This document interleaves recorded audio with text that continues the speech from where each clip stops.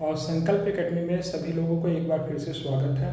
कल मैंने आप लोगों के लिए अकबर पर आधारित वीडियो मैंने आपके पास डाला था। बहुत सारे लोगों की तारीफ भी हुआ, बहुत सारे लोगों ने शिकायत भी किया। एक्चुअली मैं बताना चाहूँगा, वो मेरा कल टेलीग्राम के बाद, ठीक है, यूट्यूब पर मैंने पहला वीडियो डाला था। एक्चुअली यूट्यूब पे पढ़ाने का कोई अनुभव नहीं रहा है। बहुत सारे लोगों ने कहा था स्पीड कम होना चाहिए, या फिर बहुत सारे लोगों ने बोला था चीज़ों को और थोड़ा आसान कीजिए क्योंकि बहुत ज़्यादा लंबा वीडियो बन जा रहा है। तो इन्हीं सब चीज़ों को देखते हुए आज फिर से मैं आप लोगों के सामने आ रहा हूँ। बाबर का संक्षिप्त परिचय आपके सामने प्रस्तुत कर रहा हूँ, जिसमें बाबर के द्वारा किए गए भारत में प्रशासनिक सुधार होंगे, जो कि मुख्यतः ज़्यादा दिन तो भारत में बाबर ने शासन किया नहीं। 1526 में आता पानीपत के प्रथम लड़ाई के बाद, 1530 में उसकी मृत्यु ही हो जाती है। लेकिन वो 4 वर्ष जो था बाबर के लिए, ठीक है, और उसके आने वाले मुगलों के लिए बहुत ही इम्पोर्टेंट था। ऐसा इतिहासकार लिखते हैं, जैसे बाबर ने जो भारत में विजय जो प्राप्त की थी, उसके बाद उसने जो भारत में एक साम्राज्य को स्थापित जो किया था, उसके बाद जो हुमायूं जो आया था, उसके लिए कोई गुलाब का फूल नहीं था। गुलाब के फूल कोमल तो होते हैं, लेकिन साथ में कांटे भी होते हैं। तो आने वाले मुगलों के लिए बाबर ने कांटा बोकर ही गया था, जो कि बहुत सारे संघर्षमयी जीवन थी। और ऐसा जीवन आप देख सकते हैं हुमायूं का जीवन हमेशा से ही मतलब ज़्यादातर संघर्ष में रहा। बहुत सारे लोगों ने कल के वीडियो में निंदा भी किया, कुछ लोगों ने पर्सनल चीज़ों को भी लेकर मतलब निंदा किया। तो मैं उनको बताना चाहता हूँ, पढ़ाने तो आता ही है मुझे, ठीक है, बहुत दिनों से पढ़ा भी रहा हूँ, ठीक है। रही बात मतलब आपकी, तो आप मुझे बता सकते हैं। निंदा करने वाले लोगों को मैं हमेशा अपने पास ही रखता हूँ, ठीक है। वो कहते हैं ना, निंदक नियर रखिए अपने आंगन में कुटुंब की तरह, ठीक है, अपने आंगन में ही कुटी छवा कर। तो मैं हमेशा वैसा ही चलता हूँ। आपने मेरा निंदा किया, चाहे कुछ भी किया, तारीफ किया, इसलिए सभी लोगों को बहुत बहुत तहे दिल से धन्यवाद। और पहला वीडियो का आप लोगों ने उम्मीद से ज़्यादा प्यार दिया है। उम्मीद करूँगा दूसरे वीडियो को भी आप लोग बहुत ही ज़्यादा प्यार दें, ठीक है। इसी के साथ आज हम लोग बाबर के बारे में पढ़ेंगे। संकल्प एकेडमी में आप लोगों का फिर से एक बार स्वागत है। अभिवादन स्वीकार कीजिए मेरा, ठीक है। चलिए चीज़ों को आगे लेकर चलते हैं। देखेंगे, सबसे पहले कोशिश करूंगा स्पीड के कम रखूं। सभी लोगों का शिकायत होता है स्पीड को थोड़ा लेकर, तो कोशिश करते हैं। बाबर का संक्षिप्त परिचय हम लोग जानते हैं, तो ध्यान में रखना है। मुगल वंश के संस्थापक बाबर का शासनकाल 1526 ईस्वी से लेकर 1530 ईस्वी तक चला, ठीक है। ध्यान से रखेंगे, 4 वर्षों का ही शासन रहेगा, 1526 ईस्वी से लेकर 1530 ईस्वी तक, ठीक है। आप जानेंगे बाबर का पूरा नाम क्या था। तब बाबर का पूरा नाम था जहीरुद्दीन मोहम्मद बाबर। कभी कभी पूछ भी देता है बाबर का पूरा नाम क्या था, जहीरुद्दीन मोहम्मद बाबर, ठीक है। हमारे किताब का एक बहुत बड़ा दोष क्या होता है, हमारा मुगल काल का इतिहास जो होता है ना, सिर्फ बाबर से ही शुरू करते हैं। लेकिन कभी कभी आजकल जिस तरह से एग्जाम का पैटर्न चेंज हो रहा है, बाबर से पहले का भी इतिहास पूछ देता है। जैसे बाबर के पिता का नाम क्या था, बहुत सारे एग्जाम में पूछा है। अगर देखेंगे बाबर का जन्म कब हुआ था, तो वैलेंटाइन दिवस जब हम लोग मनाते हैं 14 फरवरी, तभी बाबर का जन्म होता है, ठीक है। 14 फरवरी 1483 को बाबर का जन्म हुआ। कहाँ पे हुआ बाबर का जन्म? फरगना में हुआ, ठीक है। फरगना कहाँ पड़ता है? तो अफगानिस्तान का जो इलाका है उधर आपको फरगना आपको दिख जाएगा, ठीक है। बाबर की बात करेंगे, बाबर जो किस वंश से था, ठीक है। बाबर जो था चगताई तुर्क था, ठीक है। चगताई तुर्क कहते हैं बाबर को। बाबर को क्या बोलते हैं? चगताई तुर्क बोलते हैं। अपने पिता उमर शेख मिर्जा, ठीक है, पिताजी का नाम क्या था? उमर शेख मिर्जा पिताजी का नाम था। अब माँ का नाम जो था तुगलक निसा है, ठीक है, तुगलक निसा। तो इनके पिताजी जो थे तैमूर वंशज थे, ठीक है। कौन से वंशज थे? तैमूर वंशज थे। मतलब बाबर जो था अपने पिता की तरफ से तैमूर वंशज थे, और माँ की तरफ से जो थी चंगेज खां की वंशज थे, ठीक है। मतलब कह सकते हैं एशिया के 2 सबसे महत्वपूर्ण लड़ाकू, ठीक है, एक तैमूर हो गया, दूसरे मतलब चंगेज हो गया। दोनों का खून जो था बाबर में था। बहुत सारे इतिहासकार ये भी लिखते हैं बाबर कोई, ठीक है, बाबर कोई शासक नहीं था, बाबर एक सैनिक था, ठीक है। इससे भी ध्यान में रख सकते हैं एशिया के 2 सबसे महान मतलब वंशज रहा है, एक तैमूर रहा, दूसरा मतलब क्या रहा, ठीक है, चंगेज रहा। आक्रमणकारी की दृष्टि से दोनों का खून जो था बाबर में था, ठीक है। अब यहीं पे देखेंगे, लेकिन बाबर अपने आप को चगताई तुर्की कहता था, इसको आपको ध्यान में रखना है, ठीक है। अब बाबर शासक कब बना? बहुत सारे लोग ये जानते हैं सबसे कम उम्र में मुगल शासक अकबर बना था। जी नहीं, बिल्कुल ऐसा नहीं है। अकबर 13 वर्ष की उम्र में भले ही शासक बना था, लेकिन बाबर 11 वर्ष की उम्र में ही शासक बन गया था, ठीक है। 1194 में बाबर 11 वर्ष की उम्र में शासक बना था। कहाँ का शासक बना? फरगना का शासक बना था, ठीक है। अब फरगना पे शासक बना था 1494 ईस्वी में, 11 वर्ष की आयु में। और उसने सबसे पहले जो विजय जो प्राप्त की थी ठीक है। 1508 ईस्वी में उसने सबसे पहले विजय प्राप्त की थी, जो कि कंधार विजय थी, ठीक है। और यही 1508 ईस्वी में कंधार विजय के बाद ही मतलब क्या होता है, उनके पुत्र हुमायूं का जन्म होता है, ठीक है। बाबर का देख लीजिए, बाबर ऐसा देखते थे, हालांकि काल्पनिक पिक्चर है, मैं इस दावा नहीं करता हूँ, उसे बाबर ऐसा ही दिखता है, गूगल से पिक्चर उठाई गई है, ठीक है। चलिए, तो कंधार विजय यहाँ पे हो जाता है, लेकिन बाबर को हमको उधर का भूल जाना। मैंने थोड़ा उधर का बैकग्राउंड आपको इसलिए बता दिया क्योंकि कभी कभी एग्जाम में पहले के भी बैकग्राउंड पूछे जाते रहे हैं, ठीक है। अब चलेंगे भारत में। भारत में बाबर का इतिहास जो होता है 1526 से नहीं शुरू होता, थोड़ा पहले से भी शुरू होता। 1526 में बाबर ने पहली बार आक्रमण नहीं किया था, हालांकि 1526 से पहले बार भी आक्रमण किया था, लेकिन 1526 वाला आक्रमण जो था सफल था, ठीक है। क्या होता है, तो 1526 में बाबर और इब्राहिम लोदी की सेना के बीच में पानीपत के मैदान में युद्ध हुआ। इस युद्ध में पानीपत का प्रथम युद्ध कहा जाता है। इस युद्ध में इब्राहिम लोदी मारा गया, ठीक है। इब्राहिम लोदी दिल्ली सल्तनत का पहला शासक था जो कि युद्ध में मारा गया था, पॉइंट टू बी नोटेड, ठीक है।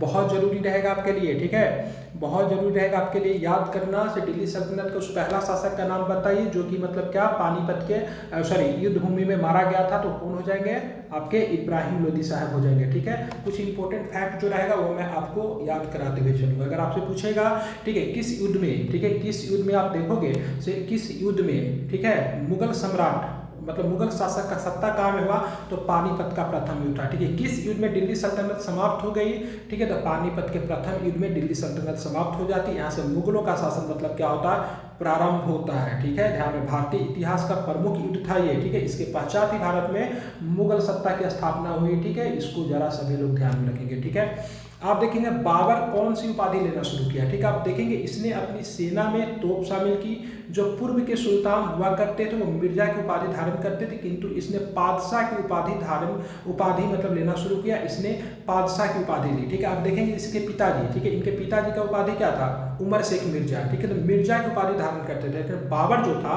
अपने सेना में तोप भी शामिल किया था, ठीक है। जो कि पूर्व के सुल्तान हुआ करते थे उन्होंने मतलब मिर्जा की उपाधि धारण की थी, लेकिन इसने जो उपाधि जो लिया, इसने जो उपाधि लिया बादशाह की उपाधि ली, ठीक है। ध्यान में रखना है आपको।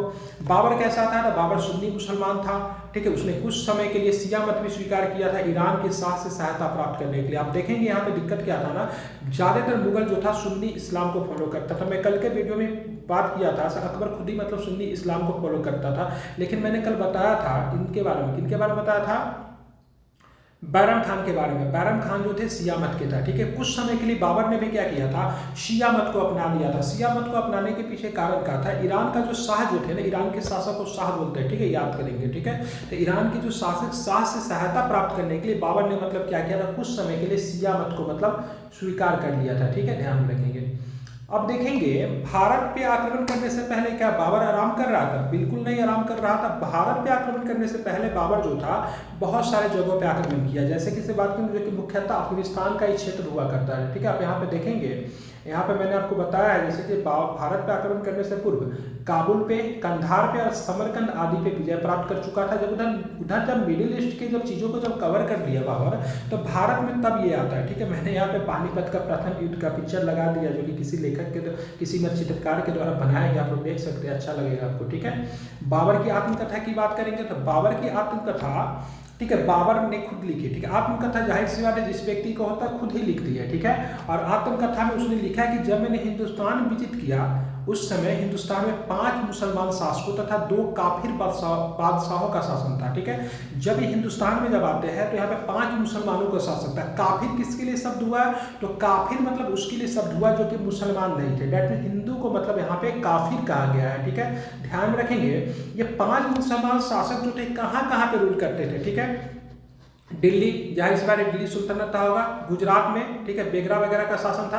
बहमनी में बात करेंगे वही विजयनगर साम्राज्य के टूटने के बाद में बहमनी स्ट्रॉन्ग हो गया था, ठीक है। मालवा की बात करेंगे वहां पर भी था, बंगाल में भी था, बिल्कुल। 2 काफी राज्य कौन थे, तो विजयनगर और मेवाड़। विजयनगर का शासक था कृष्णदेव राय जो था जो कि हिंदू था और बाबर का समकालीन भी था, ठीक है। अपने बाबर ने अपने आत्मकथा में विजयनगर शासक को उस समय का सबसे शासक भी बताया, ठीक है। मेवाड़ में कौन रहा होगा, तो मेवाड़ में राणा संगा रहे होंगे, कहा जाता है राणा संगा ने भी बाबर को आमंत्रित किया था पानीपत के प्रथम युद्ध में, ठीक है। तो विजयनगर का शासक, मेवाड़ का जो शासक था उस समय 2 हिंदू शासक थे जिस समय बाबर का भारत पे आक्रमण हुआ था, ठीक है। इनको किस प्रकार का शासक कहते हैं, तो काफिर शासक कहते हैं। मुख्यतः 5 मुसलमान शासक, 2 हिंदू शासक थे बाबर अपने, ठीक है, आत्मकथा में लिखता है, ठीक है, जिसका नाम क्या था, तुजके बाबरी, ठीक है। किस भाषा में लिखी, तुर्की में लिखी। किसने लिखा था, खुद बाबर ने लिखा था, ठीक है, ध्यान में इसको रखना है, ठीक है। अब आगे चलते हैं, ठीक है।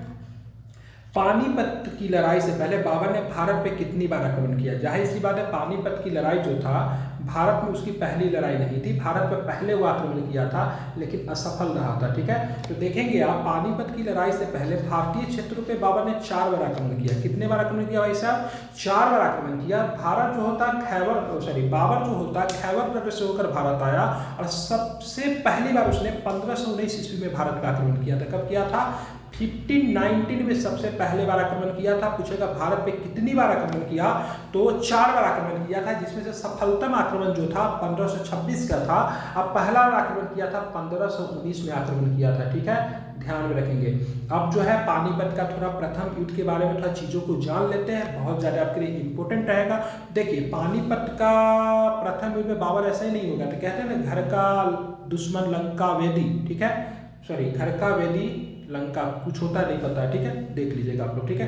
तो पानीपत का युद्ध भारत में इसे लाहौर के गवर्नर और इब्राहिम लोदी के चाचा दौलत खान लोदी अपने पुत्र बिलावल खान और बहलोल लोदी के पुत्र आलम खान को बाबर को भारत पर आक्रमण करने का आमंत्रित करने के लिए भेजा। कहीं कहीं उल्लेख मिलता है कि राणा संगा ने भी बाबर को भारत पर आक्रमण करने के लिए भेजा था। आप देखेंगे दिल्ली सल्तनत में शासक कौन था, इब्राहिम लोदी थे अंतिम शासक, लेकिन बनना कौन चाहते थे, दौलत खान लोदी बनना चाहते थे, लेकिन उनको नहीं बनने दिया गया। तो इसी वजह से चाचा और भतीजा में दुश्मनी हो गई और इसी क्रम में दौलत खान लोदी जो था अपने पुत्र बिलावल खान और बहलोल लोदी के पुत्र, ठीक है, आलम खान को बाबर को भारत पर आक्रमण करने के लिए आमंत्रित करने के लिए भेजा गया, ठीक है। किसने भेजा, तो दौलत खान लोदी ने आमंत्रित किया से भाई साहब, बाबर साहब आइए, भारत पर आक्रमण कीजिए, यहाँ पे आप क्या कीजिए, इब्राहिम लोदी को हटाइए और सत्ता मुझे देकर चले जाइए, ठीक है। लेकिन बाबर ने ऐसा कुछ नहीं किया।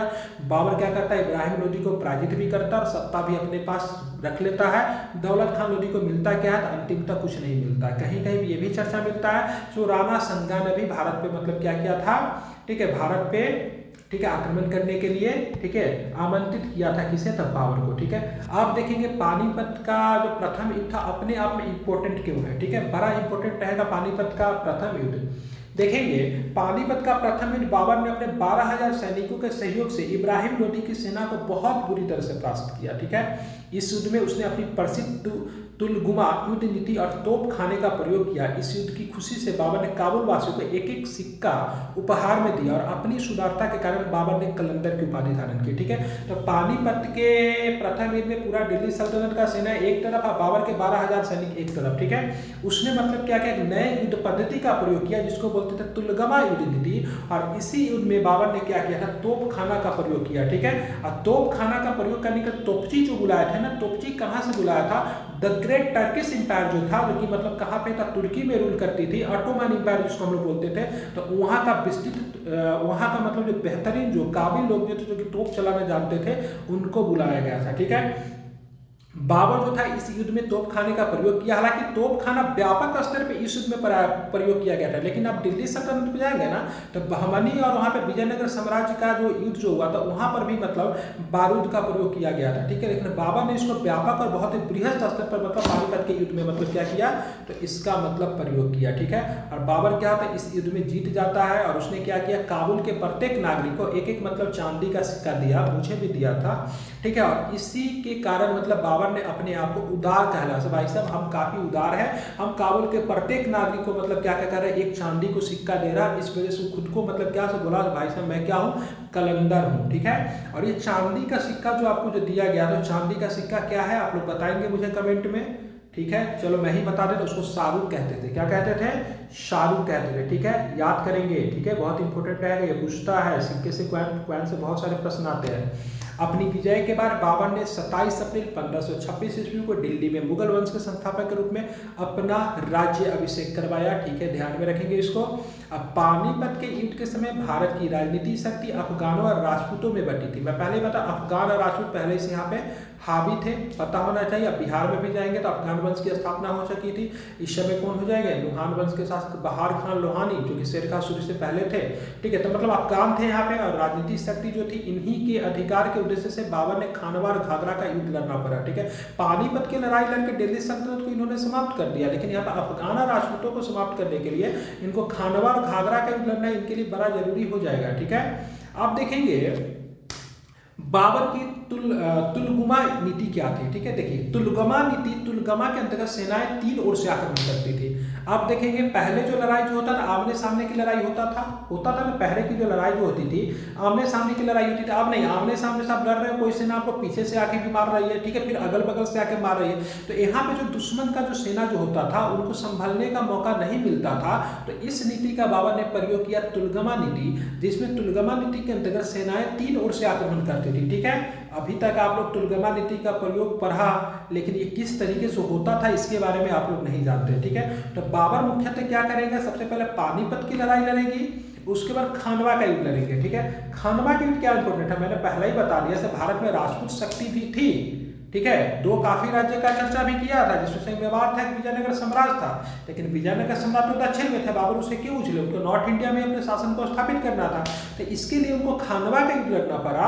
और खानवा का युद्ध आप देखेंगे तो 16 मार्च 1527 में बाबर और मेवाड़ के राजा, ठीक है, राणा संगा के बीच युद्ध हुआ। इस युद्ध में विजय के बाद बाबर ने गाजी की उपाधि धारण की। तो पहला बार में जो विजय हुआ पानीपत की लड़ाई में, उसमें कौन सी उपाधि धारण की, मैसेज करके बताइए। ठीक है, दूसरा वाला जो युद्ध जो हुआ इसमें, ठीक है, इसमें बाबर ने कौन सी उपाधि धारण की, गाजी की उपाधि धारण की। ठीक है, ध्यान में आपको रखना, शुरुआती दौर में इसने कौन सी उपाधि धारण की थी, सभी ने मिर्जा का उपाधि धारण किया, लेकिन इसने कौन सी उपाधि धारण की, ये भी आपको हमें कमेंट में बताना है आपको। ठीक है, अब बाबर जो था पानी पी लिया, खाना खा लिया, अब यहाँ से चल देगा। ठीक है, मतलब पानी पिया डेट मीन्स पानीपत, खाना खाया डेट मीन्स खानवा, चल दिया मतलब क्या होगा, चंदेरी। ठीक है, आप देखेंगे चंदेरी का युद्ध होगा। तो चंदेरी का युद्ध जो था, ठीक है, 29 जनवरी 1528 को, ठीक है, बाबर और चंदेरी के शासक मेदिनी राय के बीच हुआ। इस युद्ध में भी बाबर जो था विजयी रहा। ठीक है, तो शुरू में मैंने बताया क्या, 1526 में पानी पिया, 1527 में खाना खाया, 1528 में मतलब चल दिया, और 1529 में मतलब घर गया, और 1530 में मतलब मर गया। ठीक है, तो इसी तरह से घर गया मतलब घाघरा। तो ये चारों युद्ध जो है क्रम में है 1526, 27, 28, 29। ठीक है, इसको आप लोग ध्यान में रख सकते हैं। ठीक है, तो यहाँ पर 28 वाली युद्ध जो थी हो गई आपकी चंदेरी की युद्ध। अब चलेंगे 1529 में। ठीक है, क्या होता है 1529 में। ठीक है, तो यहाँ पर एक घाघरा का युद्ध में घग्गर नदी, बिहार नदी के तट पर बाबर ने अफगानों को पराजित किया। मध्यकाल का यह पहला युद्ध था जो कि जल और थल दोनों में लड़ा गया। बीपीएस से भी यहाँ से प्रश्न पूछ चुका है, ऐसे मध्यकालीन भारत का कौन सा युद्ध था जो कि मतलब जल और थल दोनों सेना के द्वारा लड़ा गया था, तो घाघरा का युद्ध था। भाई साहब ये भी आप याद रखें, घाघरा क्या है, एक नदी है। ठीक है, नदी के किनारे अगर लड़ोगे, ठीक है, घग्गर नदी है, नदी के किनारे अगर आप लड़ेंगे तो जाहिर सी बात है आपको जल में भी लड़ना पड़ेगा, आपको थल में भी लड़ना पड़ेगा। ठीक है, तो जल और थल दोनों जगह पे लड़ने वाला लड़ाई जो था आपका घाघरा का युद्ध था। ठीक है, और बाबर द्वारा लड़ी गई अंतिम लड़ाई थी। बाबर द्वारा लड़ी गई पहली लड़ाई पानीपत 1526, ठीक है, खानवा 1527, ठीक है, उसके बाद आपका हो जाएगा 1528 में, मैंने यहाँ पे जो बताया आपको, ठीक है, चंदेरी का युद्ध, 1529 पे घाघरा का युद्ध, अब 1530 में आपकी क्या होती है, बाबर की मृत्यु हो जाती है। ठीक है, ध्यान में रखेंगे। बाबर की अन्य रचना के बारे में थोड़ा हम लोग प्रश्न जान लेते हैं। ठीक है, तो बाबर की एक और रचना तुज़क-ए-बाबरी है, जो कि बाबर ने इसकी तुर्की में रचना की थी। बाबर के इस रचना को अकबर ने अब्दुल रहीम खाने खाना के दौरान तुर्की से फारसी में रूपांतरित करवा दिया था। ठीक है, तो अब्दुल रहीम खाने खाना जो थे, जो कि अनुवाद विभाग के आई थिंक प्रमुख भी थे, और इनको मतलब तुज़क-ए-बाबरी को बोला भाई साहब तुर्की से हटाकर इसको फारसी में करो, क्योंकि मुगलों की जो राज्य भाषा जो थी फारसी में थी। अब फारसी भाषा के एक्सेस ज्यादातर लोगों का था। ठीक है, तो ये भी यहाँ से प्रश्न बन जाता, मुगलों की दरबारी भाषा क्या थी, तो फारसी थी, आपको याद ये रखना है। ठीक है, चलिए आप देखेंगे बाबर की संतानें। ठीक है, तो बाबर की संतानें की बात करेंगे तो बाबर के 4 पुत्र थे। एक हुमायूं थे जो कि बड़े पुत्र थे, अस्करी हो गया, कामरान मिर्जा हो गया, हिंदाल थे, एवं एक पुत्री भी जो थी गुलबदन बेगम थे। ठीक है, अगर बात करेंगे गुलबदन बेगम तो आगे चल के हुमायूं नामा लिखेगी। ठीक है, बहुत ही महत्वपूर्ण मतलब रहने वाली है गुलबदन बेगम। आगे चल के जब मुगल जब आपस में जब लड़ेंगे तो गुलबदन बेगम एकमात्र महिला रहेगी, या फिर सबसे बड़ी मुगल महिला जो रहेगी, जो कि सारे के झगड़े सुलटाने का काम करेगी। ठीक है, तो ये बाबर की पुत्री थी, हुमायूं की बहन थी, और अकबर की बुआ थी। ठीक है, बुआ जान। तो गुलबदन बेगम की बात करेंगे तो गुलबदन बेगम बाबर की पुत्री थी। उसने हुमायूं नामा की रचना की, जिसमें आधे में से हुमायूं एवं आधे में बाबर का वर्णन मिलता है। ठीक है, तो गुलबदन बेगम ने जो हुमायूं नामा की जो रचना की थी, भला ही हुमायूं नामा की रचना की थी इन्होंने, लेकिन इसमें केवल हुमायूं के बारे में ही जानकारी नहीं मिलती है, बाबर के बारे में भी जानकारी मिलती है। ठीक है, मैंने एक स्टेटमेंट पहले ही आपको बताया था, लेनपुल का स्टेटमेंट था। लेनपुल के अनुसार बाबर जो था एक सैनिक था, साम्राज्य का निर्माता नहीं था। ठीक है, इसीलिए बोलते हैं बाबर जो साम्राज्य का मतलब निर्माण करके गया, वो एक ऐसे सेज का निर्माण कर गया जहाँ पे गुलाब के फूल होने के बजाय वहाँ पे क्या थे, गुलाब के कांटे थे। ठीक है, जो कि किसको गुलाब के कांटे चुभना था, तो गुलाब के कांटा किसे चुभेगा, हुमायूं को चुभाएगा। ठीक है, ध्यान में रखेंगे। लेनपुल तो बाबर के बारे में ये कहा। ठीक है, लेनपुल जो था हुमायूं के बारे में क्या कहा वो भी आप बताएंगे। ठीक है, अब देखेंगे बाबर की मृत्यु। ठीक है, बाबर की मृत्यु देखेंगे 26 दिसंबर 1530 को। ठीक है, बाबर की मृत्यु हो गई और उसे काबुल में दफनाया गया।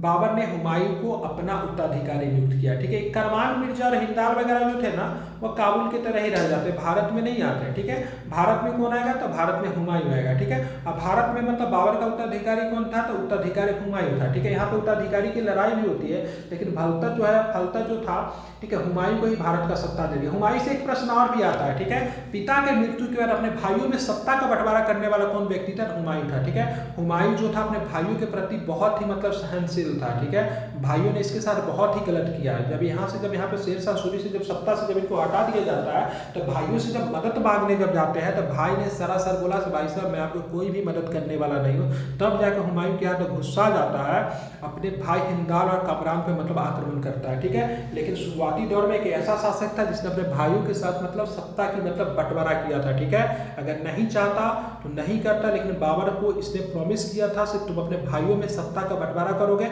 अपने भाइयों के साथ किसी भी तरह की बेईमानी नहीं करोगे। तो हुमायूं एक ऐसा शासक था जिसने अपने भाइयों में अपने पिता के मरने के बाद सत्ता की बंटवारा की थी। ये आप देखेंगे तो ये बाबर को पहले तो आपको आगरा के आराम बाग में ही दफनाया गया था। ठीक है, मैं आगे चल के इसके बारे में बात भी करूंगा, लेकिन बाद में जाके इसको कहाँ पे दफना दिया गया, तो बाद में जाके इसको काबुल में दफनाया गया था। ठीक है, आगरा का आराम बाग कहने का मतलब ये है, बाबर जो था वहाँ पे कभी कभी आराम करने जाते थे। ठीक है, मतलब आगरा में आराम करने जाते थे, काफ़ी बाग बगीचा काफ़ी वहाँ पे था, इसलिए उसका आराम बाग नाम रखा गया था। लेकिन बाद में जाके इनको काबुल में दफना गया, इसको ज़रा ध्यान में रख लेंगे। ठीक है, चलिए ये सारी चीज़ें तो हो चुकी है। हाँ, मैंने यहाँ पे बता ही दिया था, बाबर का 14 फरवरी 1483 को जन्म हुआ था। 1526 में मुगल साम्राज्य की स्थापना की रिपीटेशन है। बाबर के पिता पूछेगा तो उमर शेख मिर्जा बताएंगे। पिता की तरफ से पिता की ओर से तैमूर लंग एवं माता जिनका नाम था कुतालुनिगार जो थी, ठीक है, वो मंगोल नेता चंगेज खां का वंशज थी। ठीक है, बाबर का बात करेंगे तो कुतुब तुर्की जाति के चगताई दुर्ग के अंतर्गत आता, मतलब इनका परिवार जो था चगताई दुर्ग के संबंध रहता था। 11 वर्ष की आयु में कहाँ के शासक बने थे, फरगना के शासक बने थे। समरकंद पे इन्होंने 6 बार मतलब चढ़ाई की थी, जिसमें से 2 बार इनको विजय प्राप्त हुई थी। अगर पूछेगा बाबर ने कंधार को कब जीता था, 1508 में जीता। पेशावर को कब जीता था, 1529 में जीता। दिल्ली को कब जीता था, 1526 में जीता। ये सारे प्रश्न बता दिए। अगर भारत में युद्ध के संदर्भ में अगर आपसे प्रश्न पूछा जाएगा ना, पानीपत का प्रथम युद्ध कब बताएंगे, बताइए, 1526 बताएंगे। खानवा के युद्ध कब बताएंगे, 1527 बताएंगे। चंदेरी का युद्ध कब बताएंगे, तो 1527, कहीं के भी 28 में लेता है। ठीक है, चंदेरी 27-28 के अप्रॉक्स में है। ठीक है, और घाघरा का युद्ध कब हुआ, 1529 में हुआ। ठीक है, उसके बाद मतलब बाबर की मृत्यु हो जाती है 30 में। आप देखेंगे सारे युद्ध किसके साथ होता है, तो पानीपत के प्रथम युद्ध लोधी, इब्राहिम लोधी याद रखेंगे। चंदेरी वाला में खानवा वाला में कौन नेता हो जाएंगे, तो खानवा वाला में नेता हो जाएगा राणा संगा हो जाएगा। चंदेरी वाला में नेता कौन होगा, चंदेरी वाला में मेदिनी राय हो जाएंगे। ठीक है, और घाघरा वाला में क्या था, बिहार के अफगानों को इन्होंने पराजित किया था। आपको ये बताने से बाबर ने किस युद्ध में जिहाद का नारा दिया, ठीक है, कमेंट करके बताइए से बाबर ने किस युद्ध में जिहाद का नारा दिया था। ठीक है, अब यहाँ पे देखेंगे, ठीक है, बाबर ने अपनी सेना को 1514 से लेकर 1519 के दौरान तोप को शामिल किया। ठीक है, देखिए पानीपत के प्रथम युद्ध में इब्राहिम लोधी को सेना को यही नहीं समझ में आया कि क्या ऐसा मशीन चल रहा है जिससे आग उगल रहा है। तोप इनके लिए बिल्कुल भी मतलब नया था। अगर पानीपत के युद्ध में, ठीक है, अगर बाबर जो था तोप को अगर नहीं शामिल करता तो बाबर की विजय कभी भी नहीं होती। तोप जो था बहुत ही ज़्यादा इंपॉर्टेंट रोल अदा किया पानीपत के प्रथम युद्ध में। ठीक है, ध्यान में रखेंगे। ठीक है, तो 1514 से लेकर 1519 के दौरान, ठीक है, तोप को शामिल किया। ये तोपची जो थे कहाँ के थे, मैंने पहले ही बता दिया। तुर्की का जो एम्पायर जो था, ऑटोमन एम्पायर कहते थे, वहाँ से दो तोपची आए थे, एक का नाम शायद मुस्तफ़ा था, एक का नाम क्या था याद नहीं यार, लेकिन मुस्तफ़ा एक कुछ था, देख लीजिएगा आप लोग, ठीक है, ध्यान में नहीं आ रहा, ठीक है। बाबर ने तुर्की भाषा में तुजके बाबरी लिखी, जो कि बाबर की आत्मकथा है, जिसका फारसी अनुवाद किसने करवा दिया, पहले ही बता दिए, अब्दुल रहीम खान ने खाना नहीं किया, ठीक है। बाबर जो था एक यान बजाता था, सॉरी एक बाबर जो था मुंबईया नामक पद्य शैली का जन्मदाता था, ठीक है। कविता की शैली होती थी पद्य शैली, उसका जन्मदाता था जिसका नाम था मुंबईयान, ठीक है, ध्यान में रखेंगे, मुंबईया, मुंबईया बोलते हैं सर, ठीक है। बाबर का भारत के विरुद्ध पहला आक्रमण जो था यूसुफ जाइयों के खिलाफ था, जो कि 1519 में हुआ था। बताया था बाबर ने पूरा कितने बार आक्रमण किया भारत में, तो भारत पे उसने 4 बार आक्रमण किया था, ठीक है, ध्यान में रखेंगे। बाबर ने 1507 ईस्वी में अपने पूर्वजों द्वारा धारित उपाधि मिर्जा को छोड़कर पादशाह की उपाधि धारण की, बता दिया था मैं पहले ही। बाबर द्वारा, ठीक है, सड़कों की माप हेतु गजे बाबरी चलाई गई, ठीक है। आप देखेंगे इतिहास में तो गजे बाबरी भी था, गजे सिकंदरी भी था, तो गजे बाबरी किसने चलाई, बाबर ने चलाई। किसकी माप की जाती थी, सड़कों की माप की जाती थी, ठीक है। एक प्रश्न मैंने और भी बता दिया था, बाबर ने विस्फोटकों का प्रयोग कस्तूतुनिया एवं बंदूक का प्रयोग की कला ईरानियों से सीखी थी। कस्तूतुनिया वही तुर्की वाला ऑटोमन एम्पायर, ठीक है, ध्यान में रखेंगे, जहां से उसने विस्फोटक का प्रयोग करना सीखा, जो कि मतलब क्या था, विस्फोटक का प्रयोग करना, वही तोप का प्रयोग करना सीखा। बंदूक का प्रयोग किसने सीखा था, तब बंदूक का प्रयोग करने की कला जो थी ईरानियों से सीखी थी। यही सारी चीजें जो थी बाबर को आगे कर दी पानीपत के प्रथम लड़ाई में, ठीक है। बाबर ने युद्ध की तुलगमा युद्ध नीति का प्रयोग किया, जो कि किससे सीखा था, उज्बेकों से सीखा था। मैं तीनों फैक्ट बता रहा हूं, ठीक है। तोप कला कुस्तुतुनिया तुर्की एम्पायर, ऑटोमन एम्पायर कह लीजिए, बंदूक ईरानी, ठीक है। तुलगमा युद्ध नीति जिसमें सेना छिपा कर रखने की पद्धति थी, जिसमें तीन ओर से सेना मतलब क्या करती थी, एक साथ अटैक करती थी, ये उज्बेकों से सीखी थी, ठीक है। बाबर को उसकी उदारता के लिए कौन सी उपाधि दी गई, ठीक है, कलंदर की उपाधि दी गई, ठीक है। क्योंकि कलंदर की उपाधि क्यों दी, कि पानीपत के प्रथम युद्ध में ही इसने मतलब क्या किया था, कलंदर की उपाधि धारण किया था। और कहाँ के नागरिक को एक एक मतलब शाहरुख दिया था, शाहरुख क्या चीज का सिक्का था, तो चांदी का सिक्का था। तो क्या बताएंगे आप लोग, तो ये आपको मिला था, कहाँ पे मिला था, तो ध्यान में इसको रखना है, काबुल के नागरिक को, ठीक है। चलिए, उसके बाद बाबर जो था खनवा के युद्ध में कौन सी उपाधि धारण की, गाजी की उपाधि धारण की थी, ठीक है, ध्यान में रखेंगे, कौन सी उपाधि धारण की, गाजी की उपाधि धारण की थी, याद में रखना है आपको, ठीक है। चलिए, बाबर ने तुर्की छंद शास्त्र पर एक निबंध की रचना की थी, ये भी इंपॉर्टेंट है। बाबर ने तुर्की छंद शास्त्र पर क्या की थी, यह एक निबंध की रचना की थी। मैं सारे चीजों को रिमाइंड करवा रहा हूँ, ठीक है। अब जो भी आगे की वीडियो बनेगी पूरा पढ़ाने के बाद आपको एक रिमाइंड करवा दिया जाएगा, ठीक है। बाबर की मृत्यु कब हो गई, 26 दिसंबर 1530 ईस्वी को आगरा में हो गई। आगरा में आराम बाग के बाद, ठीक है, काबुल में उसकी ख्वाहिश के अनुसार उसे दफनाया गया, ठीक है। ये भाई साहब भारत में नहीं रहना चाहते थे, इसलिए इनके बॉडी को बहुत दिन के बाद मतलब, ठीक है, बहुत दिन के बाद, आई थिंक मुझे तो जहाँ तक यार अकबर के शासनकाल में इसको काबुल ले गया गया था, श्योर नहीं लेकिन उन्हें देखना पड़ेगा। लेकिन शुरू में इसको आगरा में दफना दिया गया था, आरामबाग में, अब बाद में इसको मतलब कहाँ पे, काबुल में दफनाया गया, ठीक है। बाबर के 4 पुत्र थे, फिर से एक बार याद दिला दे रहा हूँ। चारों पुत्र में कौन थे, हुमायूं थे, कामरान थे, अस्करी थे, हिंदाल थे। पुत्री एक ही थी, ठीक है। पुत्री का नाम क्या था बताइए आप लोग, गुलबदन बेगम, ठीक है। उत्तराधिकारी किसे घोषित किया, तो बाबर ने अपना उत्तराधिकारी हुमायूं को घोषित किया था भारत में, ठीक है। ये भाई साहब आपका आराम बाग है, देखिए काफी सुंदर है, ठीक है, ये आपका आराम बाग है, ठीक है, देख रहे हैं। चलिए, इसी तरीके से आपका जो है आज का मतलब ये सारी क्लास जो थी समाप्त होती है। आप लोगों ने इतना ध्यान से सुना, इसलिए आपको बहुत बहुत धन्यवाद, ठीक है। इसमें कौन सी कमी रहेगी, क्या चीज़ में सुधार किया जा सकता है, आप मुझे बताएं, मैं उस पर काम करूंगा। आगे चल के आप किस प्रकार की वीडियो देखना चाहते थे वो भी बताएं। बाबर से ज़्यादा प्रश्न नहीं बनते, क्योंकि बाबर का समयकाल भारत में बहुत ही कम रहा था, इन सब चीज़ों पे काम किया जा सकता है। आगे भी आप बताएं उस पर रिलेटेड, मैं अभी मुगल सीरीज कवर कर रहा हूँ, ठीक है। अभी बाबर मैंने करवा दिया, अकबर आपका हो गया, बीच में हुमायूं बचा हुआ तो हुमायूं भी करवा देंगे। उसके बाद हम लोग शाहजहां और जहांगीर को लेके भी चलेंगे, ठीक है।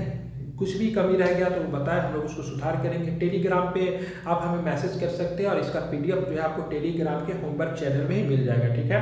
जो लोग टेलीग्राम से नहीं जुड़े हुए, आप जाए टेलीग्राम पे संकल्प एकेडमी सर्च करें, ठीक है। आपको 50,000 से ज़्यादा वहाँ पे आपको मेंबर दिख जाएगा। संकल्प एकेडमी को ज्वाइन करें, वहाँ पे हमारा पेड बैच चल रहा है, ठीक है, जो कि दरोगा के एग्जाम के लिए बहुत ही अति महत्वपूर्ण है, उसको ज्वाइन करें। रात में बहुत सारी वीसी चलती है, सारी दिन चलते रहती है, ठीक है, वीसी को ज्वाइन करें, ठीक है। आपको अपने आने वाला एग्जाम में बहुत अधिक मतलब फायदा होगा। उम्मीद करते हैं धीरे धीरे चीज़ें हम लोग सुधार लेंगे, हमारी वीडियो में थोड़ी सी आवाज़ का इशू हो सकता है, क्योंकि मैंने कुछ टूल्स वगैरह को ऑर्डर किया जो भी आया नहीं है। आगे चल के मैं इसको धीरे धीरे और भी मतलब बेहतर बनाने की कोशिश करूँगा। चलिए, आप लोग इतने ध्यान से सुने, इतना अच्छा लगा हमें, इसलिए आप लोग को बहुत बहुत धन्यवाद। आगे भी अपना प्यार हमें इसी तरीके से देते रहिए। God bless you. संकल्प एकेडमी में जुड़ने के लिए आपका बहुत बहुत धन्यवाद। इसी तरीके से आप जुड़े, हमें अपना सहयोग देते रहे। Thank you very much. अभिवादन स्वीकार कीजिए एक बार फिर से मेरा। Thank you.